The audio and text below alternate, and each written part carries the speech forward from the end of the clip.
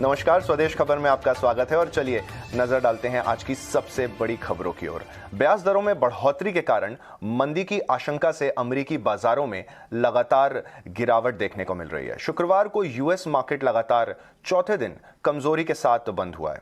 Dow Jones करीब 480 अंक गिरकर साल के सबसे निचले स्तर पर बंद हुआ है। वहीं S&P 500 और नैस्डैक में भी करीब 0.25% की कमजोरी देखने को मिली है।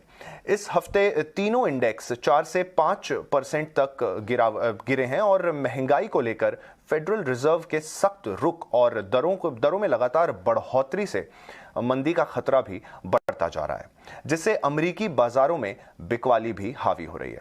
फेडरल रिजर्व ने लगातार 3 बार दरों में 0.75% की बढ़ोतरी की है, पर इसके बावजूद आगे भी दरें बढ़ाने के संकेत नजर आ रहे हैं। और क्रूड में भी बड़ी गिरावट देखने को मिली है। ब्रेंट 5% गिरकर $86 के करीब बंद हुआ है, जो 8 महीनों में सबसे निचला स्तर है। क्रूड में गिरावट का क्या कारण है, जानते हैं सौमित के साथ।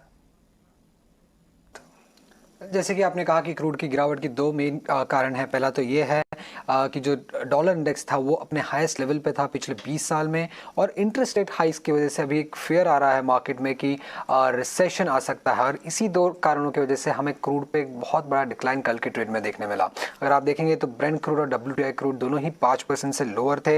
इनफैक्ट ब्रेंट क्रूड करीब $86 प्रति बैरल के आसपास ट्रेड कर रहा था, और अगर WTI की अगर हम बात करें तो $80 प्रति बैरल के नीचे ट्रेड करने लगा था कल के ट्रेड में। अब जो ये क्लोजिंग थी WTI क्रूड की, वो लोएस्ट थी जैन 10 से लेके अब तक, और ब्रेंट की क्लोजिंग लोएस्ट थी जैन 13 से लेके अब तक।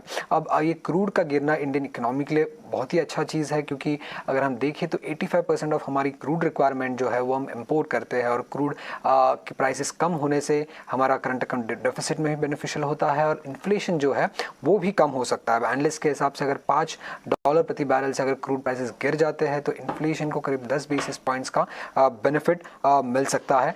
तो क्रूड प्राइसेस कल के ट्रेड में 5% गिरे थे, जो इंडियन इकोनॉमी के लिए बेनिफिशियल है, और गिरने के पीछे का कारण है स्ट्रॉन्गर डॉलर और रिसेशन फ्यूल्स।